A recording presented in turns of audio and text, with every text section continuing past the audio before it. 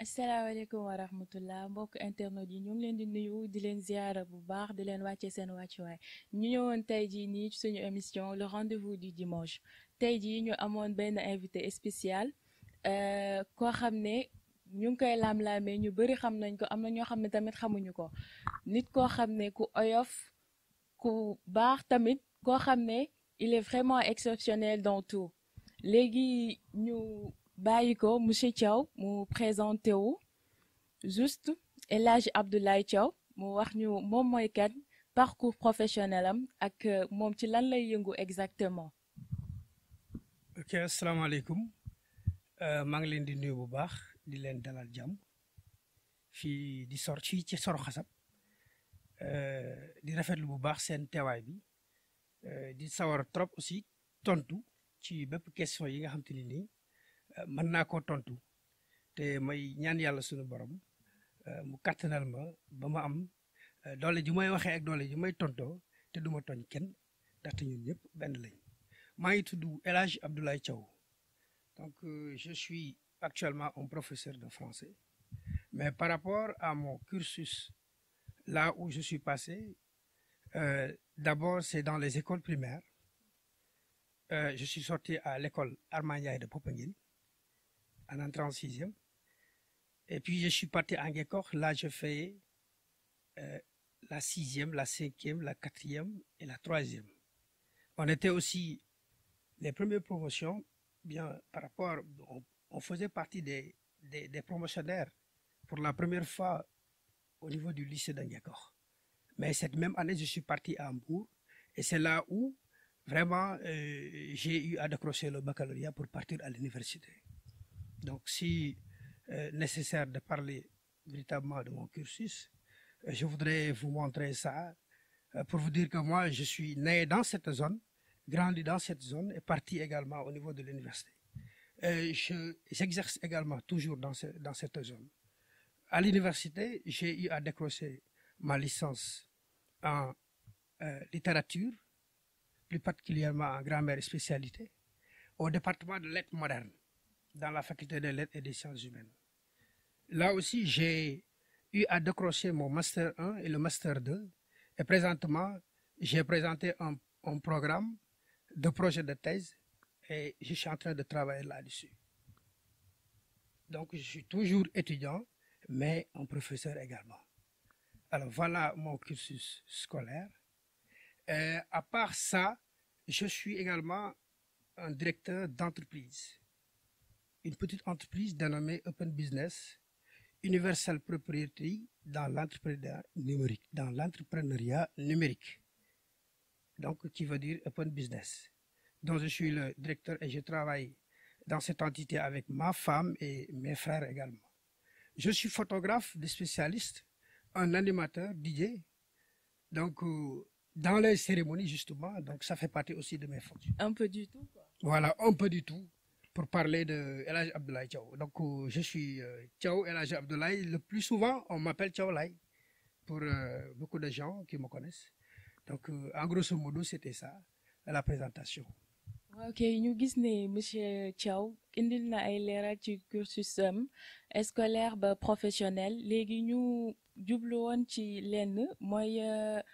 Thiaw Laye buñ ko dégg nañ ko ci DJ wax na sànq ne moom yore na benn entreprise aussi loo xam ne souligné woo ko mooy que ne yaa ngi yëngu ci wàllum politique ñu bëggoon xam lan moo la attiré exactement ba tey jii nii nga jóg nga nekk jeune bokk ci benn mouvement politique aussi. Ok, c'est bien Oumi de me poser ce genre de questions-là. Concernant aussi la politique,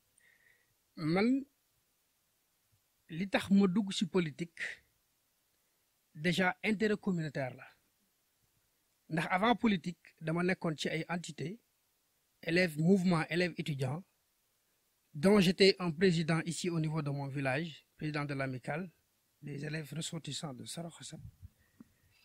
Et aussi au niveau de la commune de Sindia, je fus, je vais dire même, le premier secrétaire général de l'amicale de la commune de Sindia.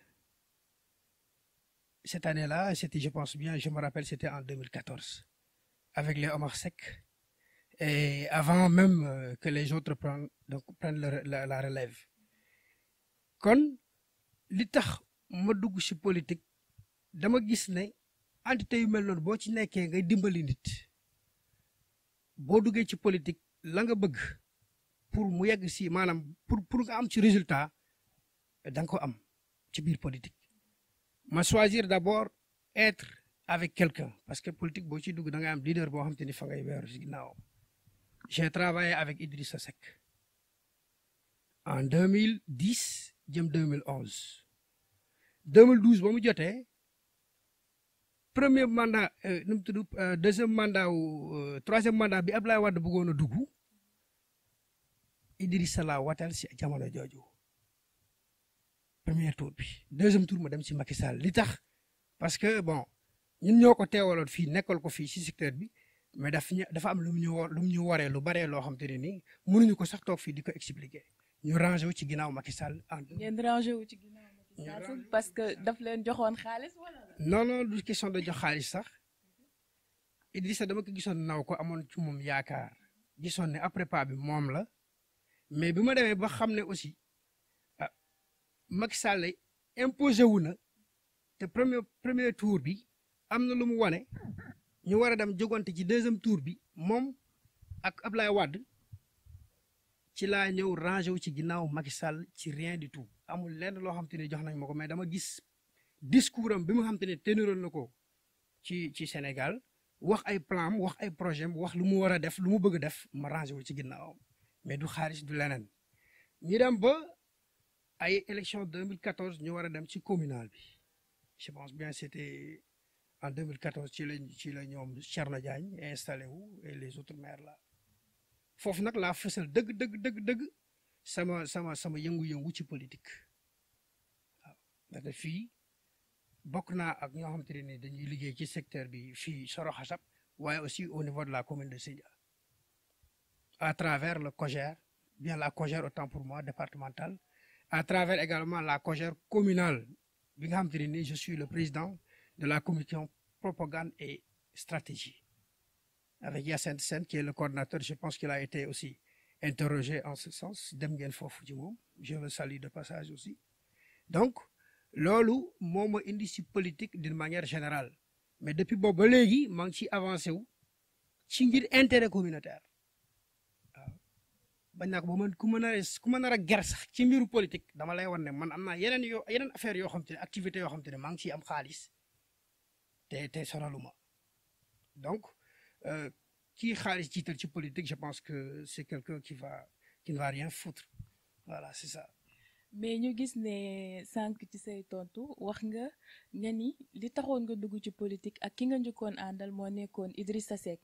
ñu gis ay jamono Idi bàyyi je dirais pas que ne bàyyi na parti wam mais ñëw na rejoindre le président de la République ci loolu ban jàngat nga ci am.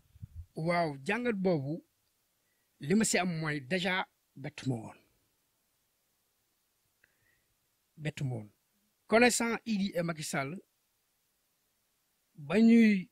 nekk dëgg-dëgg kuy si biir parti démocratique sénégalais bu ñu retrouvé woo tey jii nii ñu bari du leen bett bu fekkee moom yàgg nañ di suivre politique parce que politique dañuy faral di wax naan dafa salte mais politique intérêt la parce que yonent bi sallallahu alayhi wa sallam sax dafa politique di dox ci jàmm ngir sa askan fi nga nekk loolu wareef la kon Idrissa Seck bu déplacé woo ñëw fekk si Macky Sall pour ñu liggéey jàpp dëkk bi mu dem si kanam ndaxte fii ak ba 2024 ñu nag Macky Sall la fii ba 2024 on sera avec Macky Sall donc bu amee ku mel ni Idrissa Seck mu indi ko si wetam ñun ñi nga xam te ni ñoo topp si ginnaaw Macky Sall duñ def dara lu remercier ko féliciter ko kontaan ci loolu aussi ñu xam ne rek bon c'est le gouvernement qui va se solidifier moom mooy gën a am doole di dem parce que Idrissa Seck bon c'est quelqu'un même bu dul dara sax c'est quelqu'un même bu ko nit ñi bëggul sax c'est quelqu'un voilà. léegi ginnaaw loolu ñu gis APR parti bi nga xam ne yow ci nga bokk am na ay jéego yoo xam ne ñoom xëy na ñu ngi koy def par rapport à fii nii sa village tey jii nii Soro Xasab léegi mouvement bi nga xam ne mooy APR nga xam ne yéen a fi nekk lan ngeen apportel village Soro Xasab ak yéen lan ngeen di xaar tamit ci mairie bi par rapport ak seen budget bi nga xam ne jotoon nañ ko valider ba pare léegi ñoom par rapport tey jii ni bu ñu ñëwee tey proposer leen ay yenn solution yoo xam ne par rapport ak Soro Xasab tey jii nii yéen nan ngeen koy jëlee loo xam ne day jëmale dëkk bi kanam. Je me suis un peu perdu même ci cette interrogation bi mais je vais essayer de répondre ñun APR Soro Xasab déjà ñun am nañ système de liggéey boo xam te ni moom la ñuy def te wax dëgg yàlla dimbali nañu ba élection yi ñëw dañ ci am ndam bii passé nag xëy na moom demee na neneen mais lépp li nga xamante ni nii par exemple nekk na mbiru projet ci biir dëkk bi ñu ngi jéem a def di ko jéem a sukkali man personnellement je vais dire man personnellement bi may nekk secrétaire ASC Soro Xasab nekk encore président amical Soro Xasab nous avons eu à réaliser quelque chose au niveau de Soro Xasab parce que école Soro Xasab tey ji école primaire Soro Xasab boo ci duggee di nga xam ne wute nag école yu bari fii ci zone bi dans la commune de Sindia ndaxte def nañ fa ay garab yoo xamante ne nii danañu meññi jëme ci dëkk bi njëriñ ak ay limon ak ay mandarin ak ay limon également orange yooyu yëpp def nañ ko implanté nañ ko ca ci benn jardin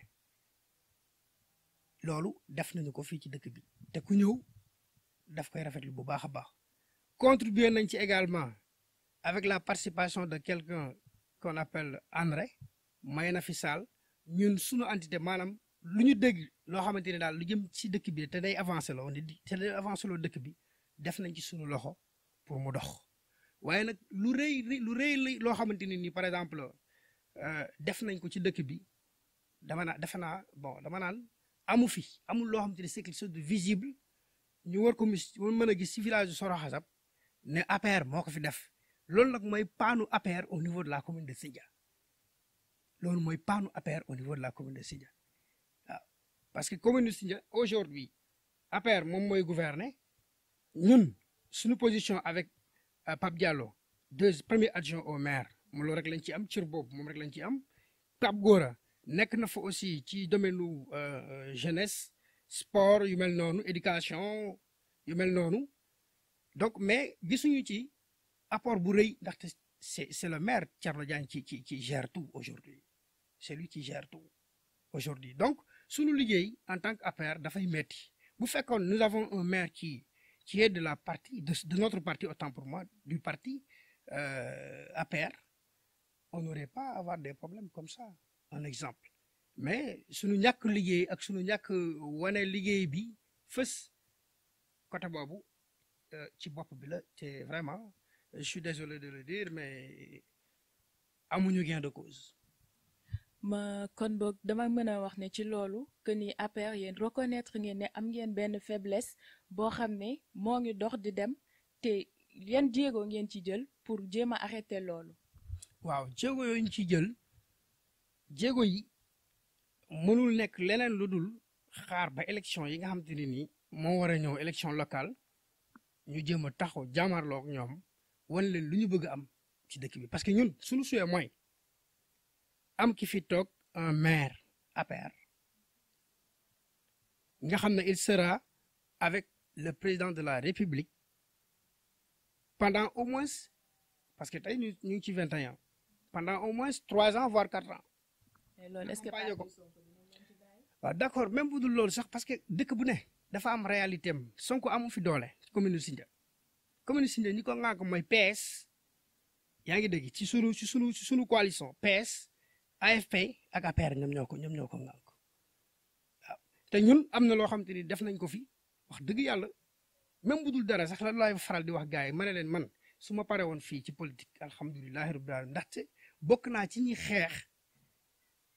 ba ñun ñu taxawal ñu tali loo xam te ne nii doléance bu yàgg la kenn mënu ko woon ñu résoudre ko ci sunu parti loolu fierté la ci man Macky Sall def na loo xamante ne nii au moins am na loo xam te ne mën nañ ciy tiitaroo ba keroog ñuy sàngoo suuf. mais ci kaw tali yooyu yéen yaakaaroon ne amoo leen loo xam ne faussé ngeen ko ci tuuti mooy comme wàllu plaque yi nga xam ne boo rombee turu dëkk bi lañ ciy bind mais li ñuy bind ak ñun lu ñuy wax c'est diamétralement opposé. très bien li nga wax c'est la réalité xam nga dëkk buñ la ko dénkee dafa am noo koy sàmmee man ci may jox faute du ma ko jox chef de village parce que chef de village ki ñaabur on def na la ko lu mu war a def du ma ko jox conseiller mais le maire en tant que tel moom laa koy jox parce que mënul nekk projet de l'État projet ñëw indi la projet boo xam te ne état moo ko moom mu war a ñëw implanté wu wala mu traversé wala ñu def ko infrastructure boobu ñu implanté ko ci sa secteur en tant que maire yow yaa waroon nekk la première personne morale bi toog di saytu liggéey bi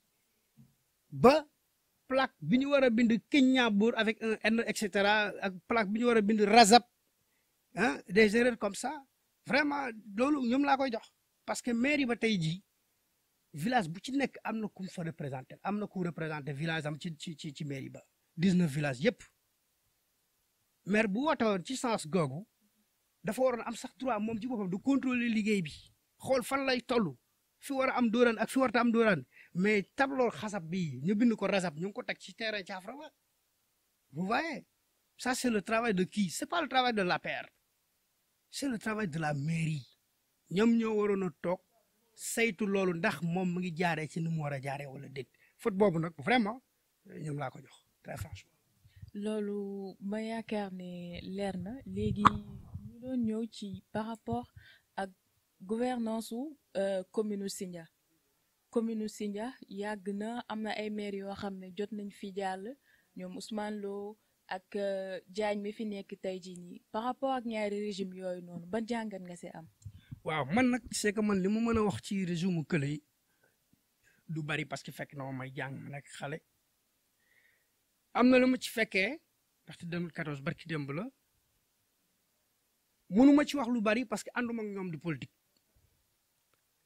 mais su ma defee en tout cas analyse je vais dire que Thierno Diagne même bu fekkee am na lu mu liggéey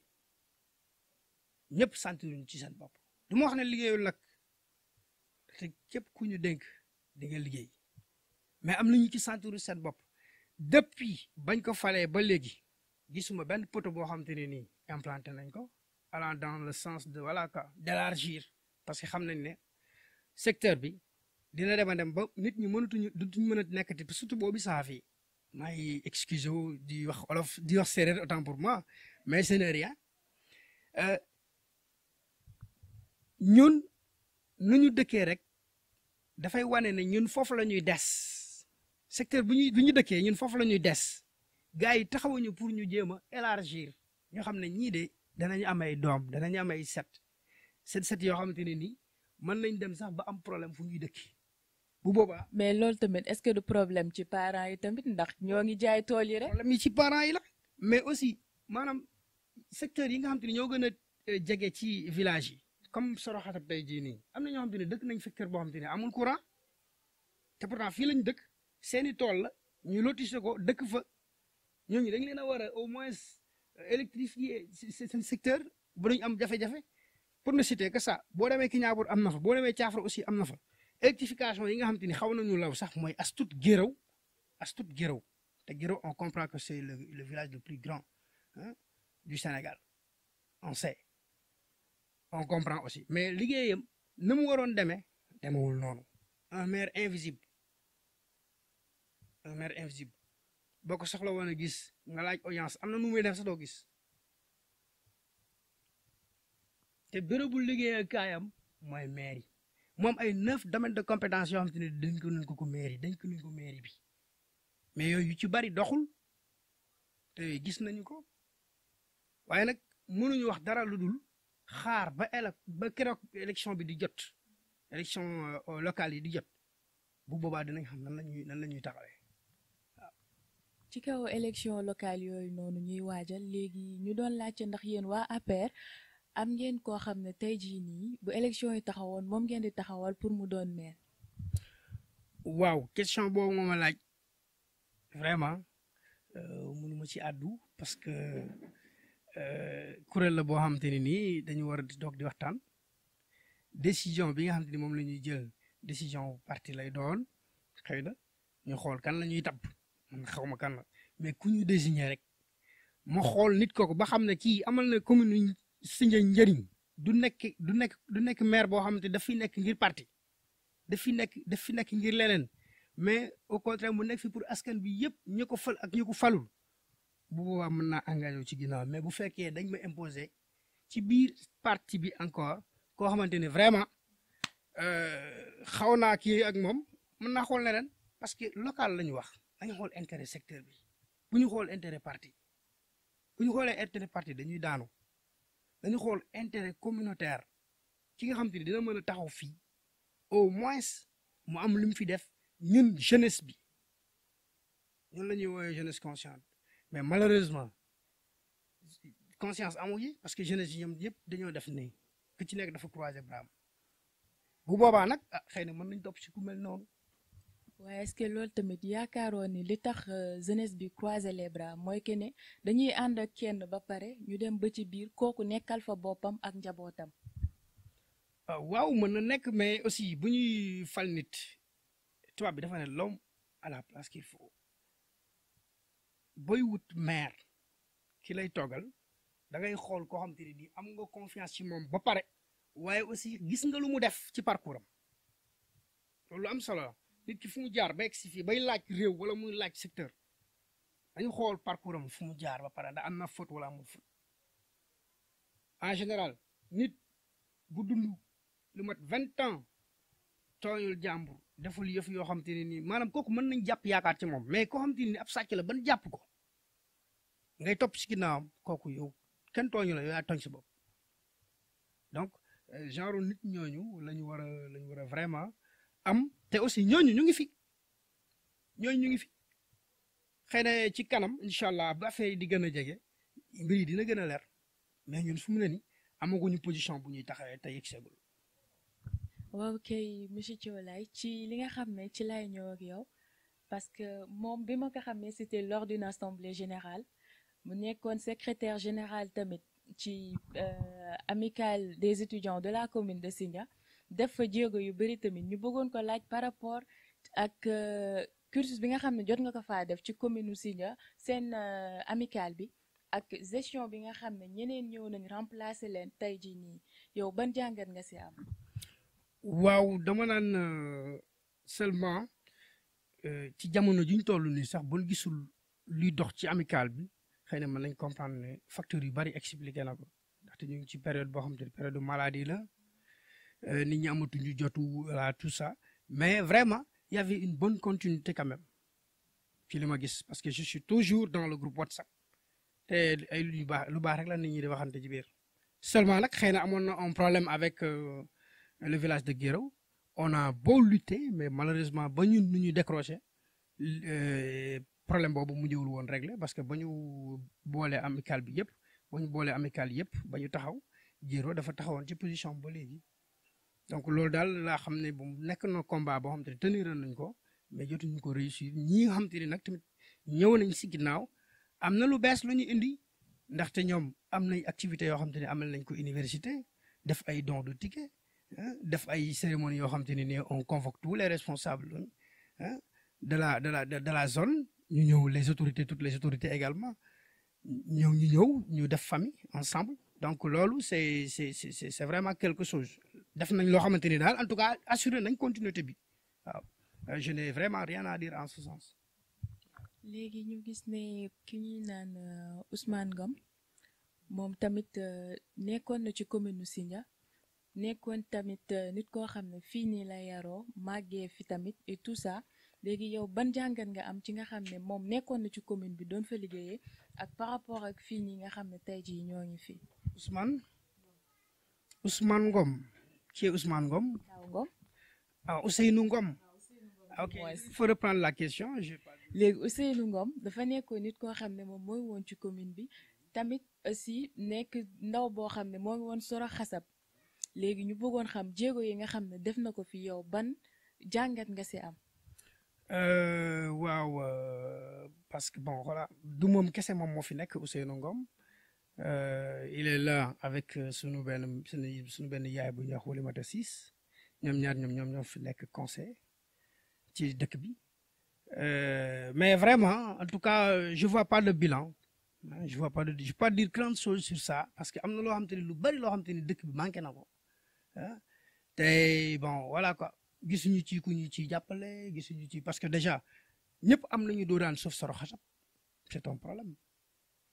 man mënuma nekk jàngalekat ma nekk ci école bi di dem di liggéeyante loolu en même temps te pourtant am na nit ñoo xamante ne ni dañuy taxaw pour loolu kese pour taxawu dëkk bi fal nañ leen waa dëkk bi ñoo am yaakaar si ñoom jox leen donc ça c'est un problème et aussi vraiment mais mënuma wax lu bari loo xamante ne nii def nañu ko fii ci dëkk bi très franchement. yow daal gisoo loo xam ne seulement une salle de classe Ousseynou Ngom joxe na ko bu ñu nekkee ci problème mu école salle bi toj salle classe 6e bi CI bi toj mu ñëw décarcassé wu defar ba benn salle loolu moom c'est quelque chose boo xamante ni gis naa ko vraiment. par rapport à la dame. Quelle dame? Oulimata Ciss. La dame aussi bon voilà quoi la dame aussi c'est. léegi yéen gisoo leen ni yéen ñi nga xam ne yéen ay jeune bi yi nekk ci biir au niveau de Soro Xasab ngeen jóg dem waxtaan ak ñoom wax leen li ngeen xam ne moom moo leen metti ci biir dëkk bi pour ñoom au niveau bu ñu yeggee niveau mairie ñoom ñu mën a signaler aussi problème bi. waaw ça c'est vrai mais bon xëy na waa dëkk bi ñu ngi commencé comprendre ne dëkk bi day war nañ ko mën a jox ay boy responsable xëy na yegg nañ foofu te nga fal koo xamante ne nii mënul lire mënul bind nga def ko conseil loolu c'est un problème pour un village je donne un exemple mais man daal mënuma wax lu bari ci conseil yi nekk nii fii vraiment mais daal wax dëgg yàlla bu ñu liggéeyee dinaa la wax ne liggéey lañu mais li ma gisuma ci lu bari daal gisuma ci lu bari très franchement waaw te jeunesse bi ñoom ñoo war a am conscience su xam na léegi affaire yi booy ñoo war a jël seen dëkk yi en main nga xam ne boo demee fi gars yi di xeexee wala fi ñuy dagasante nga dagasante ni ñoom ngir sa intérêt village mais nga yóbbu fa koo xamante ni vraiment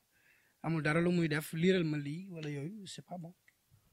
waaw déggoon naa ci benn mag mu ne ndaw du ko xam ne moo am 40 ans boo xasee ba am 40 ans nekkatoo ndaw ab mag nga. te ndaw dëgg mooy ki nga xam ne am na kàttan te mën na dimbali askanam tamit léegi ci kaw loolu coolaay ñuy laajte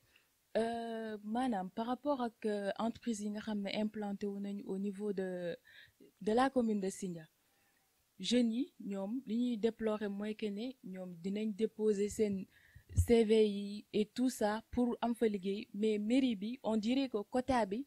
par exemple ñi nga xam ne seen papa yi ñoo sës rëkk ñoom ñoo fay mën a am place wala ñoo xam ne ay bras longs. waaw yooyu yëpp nga wax c'est la réalité dëgg ñun pan nañu maire yi pan nañu responsable boo xamante ni nii mën na mën a maanaam war na mën a téye dëkk bi à main li nga wax ci infrastructure yooyu ñëw usines yi ñu implanté ci secteur bi fii pourtant place yi gën a noble ñun ñoo leen waroon a jël bu fekkoon suñu mairie bi taxaw na taxawaay bu légal kon ñun ñi ñoo waroon a ñëw nekk les pionniers implanté fa ba indi fa sax suñu yeneen i mbokk mais malheureusement moi j'ai travaillé avec les Chinois pendant 2 mois 15 jours on m'a formé au laboratoire ma génn ñu yóbbu ma contrôle qualité ma nekkoon fa inspecteur des performances physiques je faisais 6 fois dans les 12 heures chaque 2 heures ma def tour usine bi sous forme de contrôle mais li ñu doon fay c'est pas bon conditions yi gars yi di liggéeyee foofu c'est vraiment déplorable ba pare dañ lay dàq sans droit pourquoi parce que ñi nekkoon suñuy ndëgër laay ñoom ñoo deful seen liggéey nu mu waree. est-ce que nga yaakaar ni jeunesse bi ñëw am nañ compétence boobu. jeunesse bi am na ñu ci am compétence bi parce que ki nga formé gis nga chinois yi nee na leen perdre nañ te dootuñ amati ñu mel noonu ba léegi ñi nga xam te ni yaa leen formé ba ñu xam système bi ñun dañ doon defar karo yii nii dañ ko doon defar ci biir laboratoire bi ñu nekk benn bul nii ak agile dañuy composé ay kaw lañ ma am matière yi mën naa ko defar parce que dañu doon defar ay carreaux par jour avant ñuy def production kon ki nga formé ba pare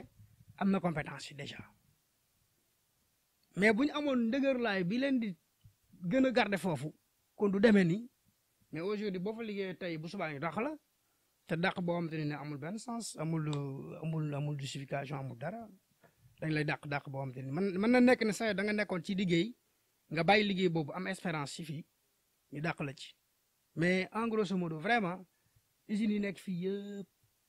boo ci gisee daal en tout cas apport bi ñuy indi fii bariwul gars yi bi ñuy implanté wu fii dañu woote woon mairie ba ñu ne dañuy jël 2800 employés moom la ñuy jël ci usine de carreau bi ñu ne dañuy favoriser ñi nga xamante ne nii seen papa yi ñoo moomoon tool yooyu ñuy jaay ko famille bu ci nekk dinañ am ki ñu ci embauché mu toog liggéey fa ba faw mu bañ a nekk perte boo xamante ne nii perte à jamais mais yooyu yëpp amul benn loo xamante ne respecté nañ ko ci. maanaam amul suivi daal. amul suivi man maa doon représenté étudiants yi jour boobu noonu bu ñuy am réunion maa représenté woon étudiants yi mais malheureusement ba léegi nii promesse yi ñu waxoon teniruñ ko donc en tout cas c'est un problème quoi. mu nekkoon émission rendez-vous ba léegi monsieur Thiolaye ñu gis ne yow yaa ngi jàngale prof de français nga ñu bëggoon xam exactement lan moo la dugal ci njàngale bi c'est par amour wala comme niñ koy tooñee étudiants yi rek ne dañoo nekk université ba cartouché dem defi formation ñoo doon jàngalekat waaw wala déet. non pas du tout man moom j'ai cet amour là quoi man dama yàgg di jàngale bi ma nekkee classe seconde première terminale dama doon jàngale mais ñi ma doon jàngal ñooñu fi ma nekkoon Mbour koñ bi ñuy wax 44 famille ñu ci bari dañ indi woon seen doom ma leen doon jàngal foofu laa amee amour jàng booy yooyu noonu ma gis leen ñu màgg dem dooni leneen am na ñu ma fekk sa université mu nekk fierté ci man ñoom taala donc loolu bon mu nekk si man may continuer études yi dem ba gis ne nag war naa mën a dem jàngale ci waaw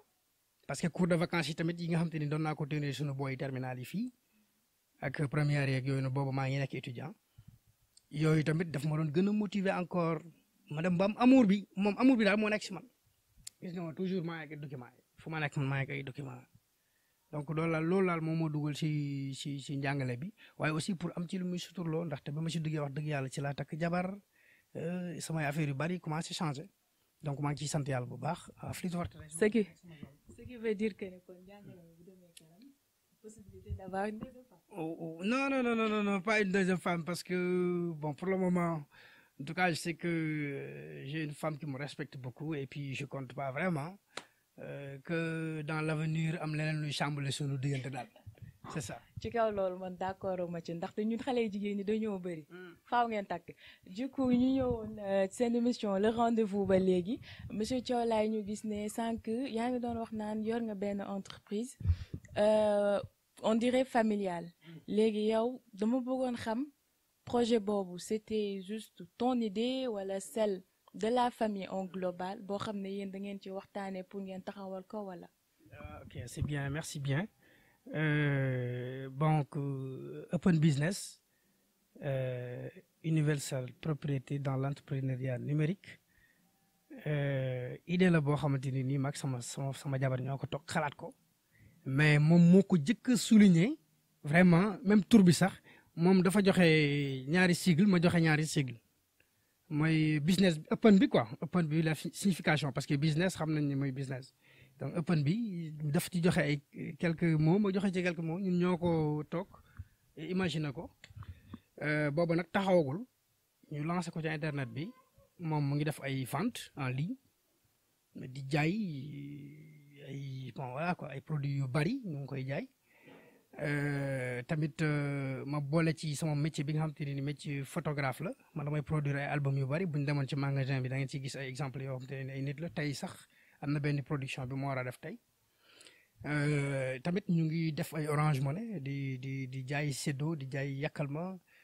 di def ay photocopie également ci biir magasin bi di liggéey parce que loolu magasin bi avant avant la non maanaam c'est-à-dire tur bi avant la avant magasin bi di ñëw donc magasin bi dafa ñëw rek complété et te dans l'avenir aussi ñun fas yéene nañu am yeneen affaire yoo xamante ni wax dëgg yàlla moom luy jëm kanam la daal mais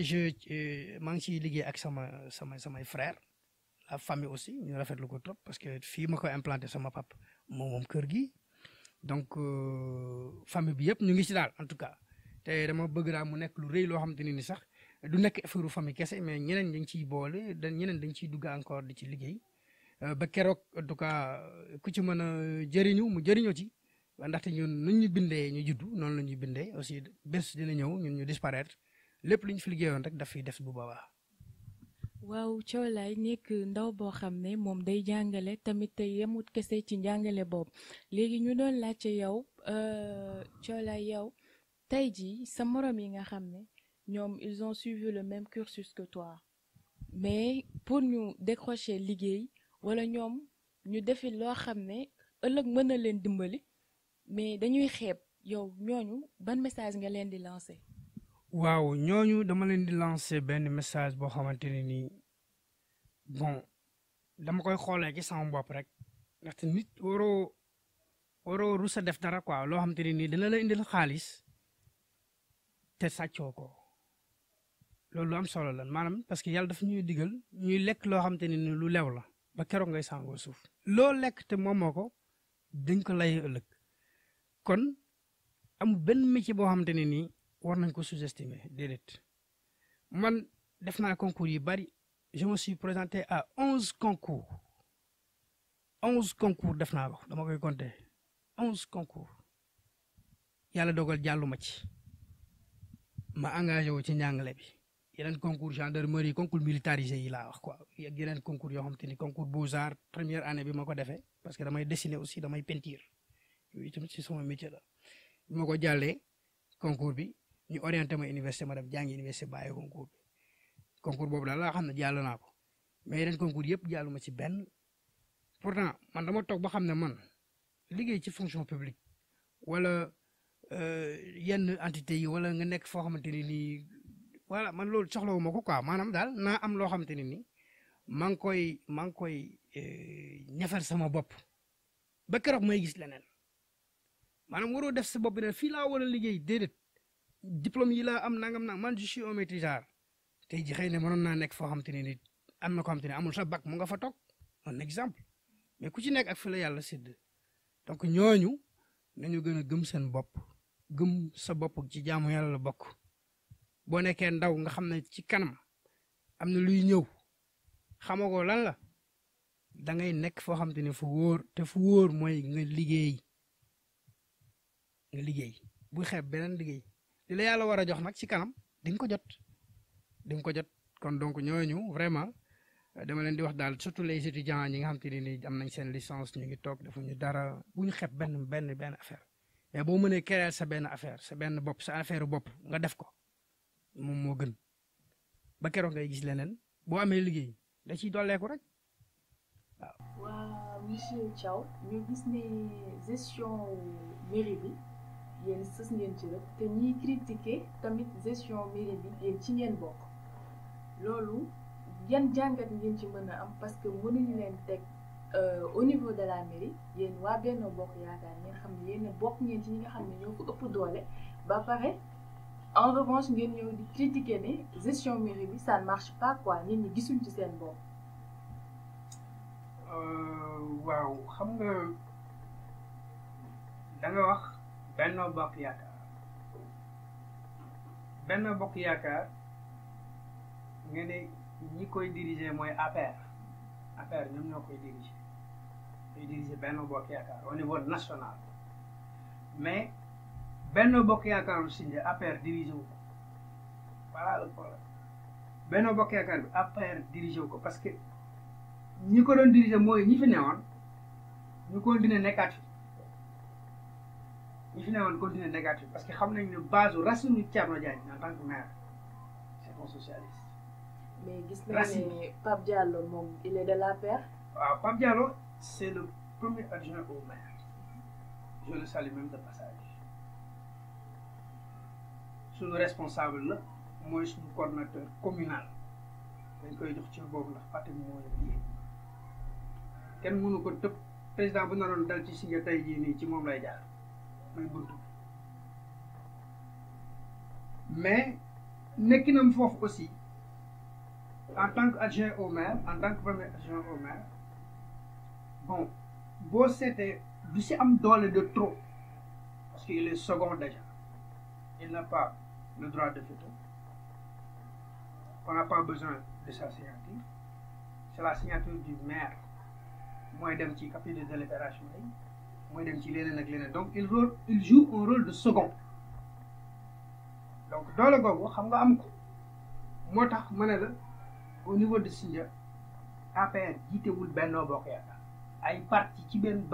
biir Benno Bokk Yaakaar ñoom ñooy jiite te réalité bi dafa yàgg ndaxte fii secteur bi xam nañ ne secteur parti socialiste la. mais gisoo leen ni tamit moom mi nga xam ne moom moo seconde ne am na yenn yoo xam ne bu ñu jëlee décision ne dañ koy signé moom amul kàddu boo xam ne moom war na kaa dëgëral pour que ne ñu bañ a doxalee noonu. waaw mais am na ci plein droit am na droit mu gis loo xamante ne nii naka sudul noonu la moom mu wax ci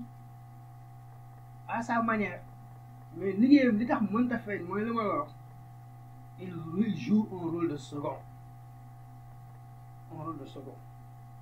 bu fekkoon nag collaboration bu doy am na si mairie bi un partenariat entre les gens entre les têtes les entités parce que c'est pas pour rien ñu fal président ñu fal autant pour moi maire avec ses deux adjoints dañu war a nekk comme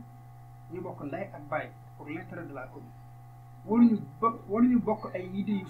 yu féewalu maanaam ay gis-gis yu féewalu waruñu ko mën a am war nañ mën a travailler en symbiose d'autant plus que même sax ñoom ñoo nekkaat bokkaat ci commune Sindia parce que li ma la wax sànq mooy ñett yi ma la waxoon ñoo nekk ci Benno Bokk Yaakaar AFP monsieur Omar Seck moom mooy deuxième adjoint maire moom laa la ko jox ñun ñu nekk daanaka c'est parce que dañ ko séddoo mais kii jiitu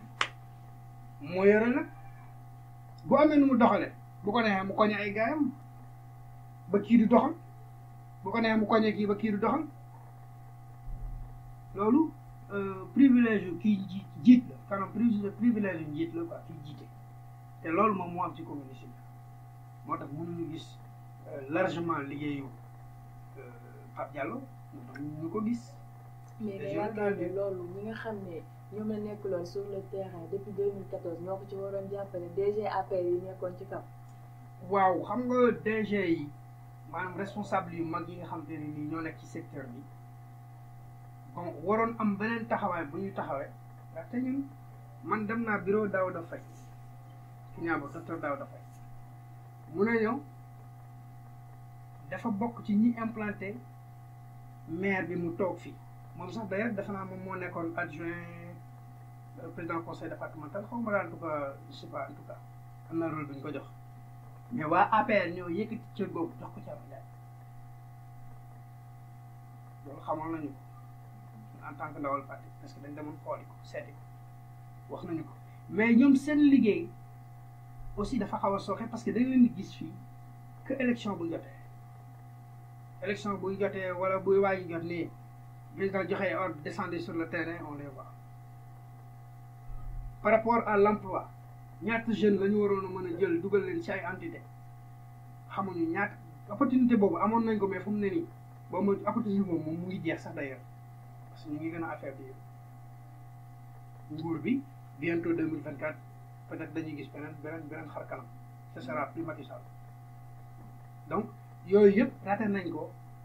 te bon seen mission la woon directeur Petrosen également même bu fekkee am na ñu mu jël néew na par rapport ak Sénégal dañuy gis responsable yi ñuy jëli seen jeunes dara gën a métti nga dem ba jàng ba am say liggéey sa toog di seetaan wala ngay jaay caaf wala ngay jaay nen wala yu mel noonu te jéemuñu ci dara aussi on se dit la vérité même bu fekkee am na lu ñu def lu ndaw la maanaam lu ñu waroon def bu fekkoon 100 la lu ñu def ay 10 la wala 20 bu fekkee def nañu waaw donc loolu aussi bokk na ci li tax affaire bi mu demee noonu te ñooñu dañu waroon collaborer xaw na APR depuis élection ba mu jeexee ñun ñoo gagné élection yi passé mais amul benn woote boo xamante ni woote nañ ko en guise de remerciement mennum Ousmane Tanor Dieng yama ko yàlla yërëm moom moo woote Mbour ñu dem répondre ko Omar Diagne wax ci turu Sindia Omar Diagne APR AFP wax ci turu Sindia mais waa Sindia en tant que tel du Benno Bokk Yaakaar bi ñoom ñoo woote du APR ci sama lu bopp ñoom ñoo woote donc nous sentons un affaiblissement au niveau de l'APR de la commune de Sindia. léegi ci kaw loolu ñu gis ne tey jii premier adjoint au maire nekk koo xam ne bokk na ci parti APR léegi ñu bëggoon xam tey jii nii élection locale yi bu demoon bay am ndax kooku noonu ngeen fay bàyyi wala da ngeen di tànn keneen ndax ci seen benn ndaw bu ñu invité woon suñu émission mu ngi ñu doon souligner ni peut-être que ne ñoom dinañ indi seen beneen candidat mën na nekk moom comme mën na nekk keneen léegi ñu bëggoon xam yow ban xalaat nga ci am. waaw côté boobu li ma ci wax mooy dama naan affaire de candidat xëy na damay bàyyi ba ñuy waaj a dugg ci campagne yooyu wala ci élection yooyu peut-être ma doog ci wax sama point de vue mais xam naa ne Pape Diallo maire la dañ koo fal au même titre que le maire Thiatou Diagne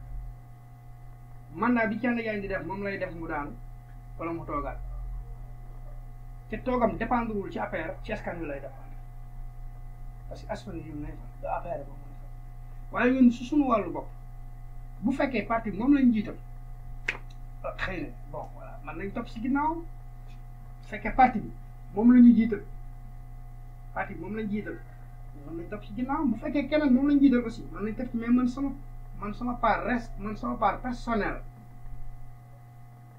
bu sama parti jëlee décision ba pare man am naa samay décision boo xam ne c'est une décision individuelle te man bu boobaa su may xool su may jël sama carte di wate wala di bokk ci benn kuréel damay xool sama diggante ak yàlla ak li nga xam te ne mooy intérêt commune bi bu boobaa dootuma ci xoolati parti.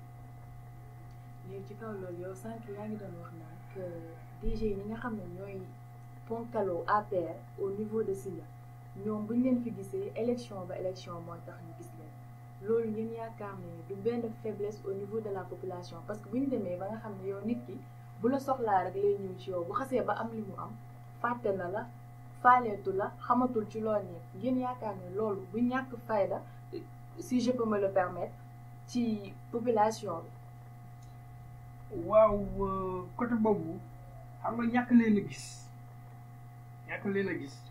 maanaam dama di ma wax dafa la ñàkk leen a gis du caaga ni que maanaam dañ leen a war a gis chaque jour ku defee parce que dafa am liggéey buñ leen dénk ay DG lañ. mais un petit remerciement sax moom la ñu yor effectivement moom la ñu yor te ñooñu politique may leen lu ñu am xëy na mën politique may na leen tur bu rëy mais ñoom dañoo jàng ba mu seen lijaasa toog fu ñuy toog di liggéey kon loolu ñoom ñu nga ca mais man ci li ma côté bi ma waxee am nañu doole joo xamante ni war nañu mën a jël ay doomu Sindia implanté leen ñu dugg di liggéey parce que loolu mooy affaire ñoom duñu continuer di liggéey di parfois dañuy retraité ñëw toog fii jeunesse bi mooy continuer di dem moo wax naa la sànq ci sama njëlbeen li tax may jàngale dama gis ay boo yoo xamante ni maa leen jàngal ñu réussir amour googu rek moom laa ci am mais loolu amour la waroon doon si ñoom mais malheureusement gisuñu ko lu mu fekkee am na aussi bariwul waaw mais par rapport ak population bi nag bon population bi en tout cas xam naa ne ñoom ñoo yor seen carte te ñoom ñooy war di leen arrangé moom la ñuy def ñun daal politicien lañ mën nañu wax fii ba suba bi ginnaaw suba élection jot ñu def li ñu war a def mais nag nit ñi dinañ toog di déglu xam aussi fu dëgg féete tamit ñu bëggoon xam tey jii waa APR bi ñu ñëwoon teg candidat koo xam ne je dirais pas doyu la à 100% mais yow gisoo ci moom loo xam ne population bi soxla nañ ko mën nañu koo jox à 100% yow nga gis keneen ci beneen parti ndax tey jii tu serais prêt nga engagé wu ak kooku pour le développement de la commune de Sindia. ndax dinaa engagé wu ak kooku waa APR di fal wala. non un autre qui n'est pas d'APR. waaw mais effectivement mooy li ma la wax sànq dama ne la ñun ci sama njëlbeenu wax wala ñu xool intérêt yi parti dama ciy revenir ak toujours li nga wax ne nag damay jéem di njuy question bi wala yu mel noonu mais intérêt parti yi waruñu ko xool ci communal bañ nañ ko ba c'est pas législatif c'est pas présidentiel c'est local puisque c'est local réglons les problèmes localement moo gën parce que tubaab bi dafa ne les sales se lavent en famille parce qu'on dit le plus souvent commune Sindia waa Mbour bokkuñu ci waa Malikola bokkuñu ci waa Diass bokkuñu ci commune Sindia ñun suñu biir la 19 villages la donc loolu aussi mu ngi ci mais man sama wàllu boobu gars yi bu ñu tëboon benn responsable ne moom mooy jiite ci ginnaaw APR bu boobaa sama kàddu du ma ko wax ci télé du ma ko wax ci rajo man dama koy def sama xol ma dem ma jëfe ko. waaw ci wàllu 19 villages Sindia yooyu noonu ñu gis ne découpage bi c'est un peu je dirais pas que c'est mal fait parce que bañ koy def ni fekkee wu ñu yóbbu mais dafa am benn remarque boo xam ne dama ko def Gandigal ça se trouve après campement Ngeko te campement Ngeko commune à part la loolu ban jàngat nga ci am tey jii boo demoon nga bëgg ci wax ak ñi nga xam ne ñoom ñooy njiit yi yow loo leen di proposer par rapport ak Gandigal dañ koy yóbbu mu nekk dans la commune de campement Ngeko wala day rester ba léegi ci biir Sindia ndax am na zone yoo xam ne tamit nekkeewuñu avant après campement Ngeko bi lañ nekkee te terewut ñoom ci commune Sindia bi lañ bokk. loolu xam nga li ko indi mooy découpage administratif moom moo ko indi parce que déjà Ngeko arrondissement defe naa Ngeko lañ doon wax bu parafan ci ay temps jamono Abdou Diouf lu bari lu mel ni ay distribution gerte yeeg ci seko ba sax foofu la nekkoon day donc découpage bu yàgg bi foofu la affaire bi bindoo mais je pense que pour dindi ko xëy na dina xaw a jafe tuuti parce que gis nañ un exemple au niveau de Thiadiaye am na benn village boo xam te ne mu ngi bokk ci commune Fissel Barane mais seen lépp Thiadiaye la nekk te pourtant buñ soxlaa dara dañuy delluwaat ba Fissel Barane dem defi ko donc loolu c'est une affaire d'état boo xamante ni nii vraiment ñoom découpage boobu buñ gisee ne nécessité la aussi ñu def ko mën nañ ko def à leur manière pourquoi pas même aussi couper la commune de Sindia en plusieurs parties parce que la commune de Sindia est composée de 19 villages. Déjà, on voit dans cette même zone la commune de Popenguine-Ndayane qui est composée de 3 villages simplement. Et village seul, madame, village de Guéréo seul, qu'est-ce que madame là, ça compte parce que maintenant, ça, nombre de citoyens pour ñu nekk commune. Donc, il est temps aussi, ñu mën ko ñu buñ ko mënoon scinder ñu scinder ko. Amoon na ay jamono ci président Abdoulaye Wade mu ne day def ville de Mbour defaat kii région bu fekkoon ville de Mbour dafa demoon région xëy na loolu découpage boobu dina gën a kii te moom mooy gën a arrangé nit ñi parce que nga nekk maire commune Sindia moo gën a difficile ci maire yëpp ndaxte village yi dañoo bari li gérer campement yomb na dafa mel ni kuy gérer néeg bi rek ak kuy gérer dëkk bi moom ñu bokk waaw ngëriñ nu mu tudd temporement kii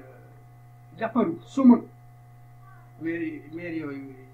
amuñu problème mais maire yi Sindia li tax mu gën a am problème mooy découpage bi te aussi village nombre de villages yi ñoom ñoo tax yooyu xëy na dañ koy bàyyi ñi nga xam te ne seen xel màcc na ci wàllu googu bés bu ñu waree jël décision ba def ko xëy na mën na nekk si nguuru Macky Sall mën na nekk si nguur gi nga xam ne moo ñëw après. ok Thiolay li nga xam ne mooy je dirais question de la fin mooy maanaam li nga xam ne mooy lëmb réew mi di feebar bi ñuy wax naan corona bëri na sonal na jàngalekat bi sonal na tamit ñi nga xam ne ñooy jàng léegi tey jii nii yan mesure ngeen jël par rapport ak yéen bu ngeen nekkee au niveau scolaire yéen naka ngeen di doxalee daal. waaw déjà maa ngi ñaan yàlla suñu borom di julli ci rasulillahi sallallahu alayhi wa sallam di gën a ñaan encore pour que feebar bi ni mu jóge fi ndaxte lu bari freiné na ko yàqal na Sénégal lu bari yàqal na àdduna bi lu bari waaye nag nañ ci jëlee jàngat rek xam ne lu ñu war a def mooy lu baax fonk sa morom bañ a di xuloo wala di ŋaayoo bëgg sa mbokk même boo bokkook sax moom boo leen bokk sax diine ngeen bëggante ndaxte yëpp ay musiba la yoo xam ne yàlla moom moo koy indi wàcce ko di jàmm loolu ala kulli aal mënu si dara comme ñëw na nag dañuy ñaan mu dellu comme ne woon fa mu jógee na fa delluwaat di concerné nag wàllu mesure barrière yi ñu ngi ciy def lu ñu mën dans les classes on fait de la sensibilisation on sensibilise les élèves pour ñu porter seen masque yi ñu bañ a nekk di jouer dans la cour de l'école. À l'entrée même aussi il y a des gens qui sont chargés à ça ñuy raxasu di laal ay gel yu mel noonu vraiment ñu ngi koy pratiquer à l'école complètement waaw ñun daal la ñuy ñaan yàlla rek mu muccul ñu ci ñun aussi au niveau de Saraxarab fii am na jéego yoo xamante ne def nañu ko te amicale des élèves étudiants confection nañ ay masques yu bari ñu séddale ko ci dëkk bi waaw jox ko magu dëkk bi parce que comme feebar bi ci mag yi la gën a ay ñu jox leen ko vraiment c'est un acte à saluer par le biais du président Djibi Sène qui est l'actuel président mais en tout cas lépp lu ñu mën daal waxuma la sax école mais kër gi sax lépp li nga xam te ni war nañ ko mën a def ñu ngi koy digal xale yi vraiment pour ñu def ko di ñaan daal en tout cas maladie bi jóge. waaw kay mu nekkoon seen émission le rendez-vous du dimanche léegi monsieur Thiolaye ñu jox la kàddu bi pour nga tàggatoo ak suñu mbokk internet yi ñuy seetaan. waaw maa ngi leen di remercier bu baax di leen sant ci ñëw bi comme ni ma ko waxee ci njëlbeen bi di leen ñaanal yàlla li nga xamante ne nii moom ngeen di def ngeen dem ba am ci réussite am entreprise bu rëy boo xamante ni nii day dem sax au niveau international di def ay couverture yàlla mën na ko yàlla def maa ngi ñaan nag Sénégal yàlla na ci yàlla def jàmm Sénégal yàlla na ci yàlla def jàmm fan yii léegi bari na waaye nañ delluwaat ci yàlla rek gën a ñaan di ñaanal président Macky Sall yéen bi nga xamante ne nii Sénégal yéen na ko maanaam yenu na ko Sénégal yàlla ko yàlla teggil yéen boobu mu oyof si moom toll ba 2024 bépp li nga xamante ne maanaam bépp projet bi nga xamante ne nii sumb na ko ci deuxième mandat bi yàlla may ko mu réussir ko complicité bi mu am ak Idrissa tey jii yàlla na dem ba keroog 2024 ñu gis liggéey au moins Idrissa Seck ci gouvernement Sénégal vraiment je vous remercie te kontaan naa ci seen ñëw bu baax a baax xëy na mën nañu gisawaat ci yeneen rendez-vous yu dul yii mën na nekk ci mbooloo wala mën na nekk privé comme ça mais dinañ ñaanal jàmm daal ñu fekkee ko te aussi zone du secteur bi ñu sukkandiku ba vraiment mu doon royuwaay ci secteur bi ndax tey ñëpp ñu ngi ñibbisi ci suñu zone di ko dalee Kiñaabu Thiafro Soroka village yooyu yëpp ñun jeunes yi si ñun ñoo ko war a jàpp gën a dooleel gën a fonk suñu secteur gën a téye suuf si aussi surtout gën ko téye liggéey ci ndaxte amatuñu dara suuf mooy li nga xamante ne nii boo ko ñàkkee ñàkk nga ko ba faw mën nga ko wecceet leneen li ñu dese as tout nan ko téye ñu jéem ci sutur man de li nga xamante ni sama papa moom la moom ci laay jiw te yàlla moom la ci moom ma ci indil ay xéewal waaw ci laay def ay kii nawet bu jotee te yàlla moom ma ci indil xéewal mën nañ ci def leneen loo xamante ni sax du doon nawet te nga am ci li nga ci bëgg kon nañ téye suuf si maa ngi leen di remercier bu baax a baax di sant sama papa bu baax a baax jërëjëf. macha allah tey ñu ñëwoon le rendez-vous du dimanche fii nii ci Soroka amoon comme invité Abdoulaye Thiaw tey ji mu nekkoon enseignant boo xam ne prof de français la muy jàngale fële ne leen ci campement Ngeko ñoo leen di jaajëfal bu baax ba beneen rendez-vous incha allah.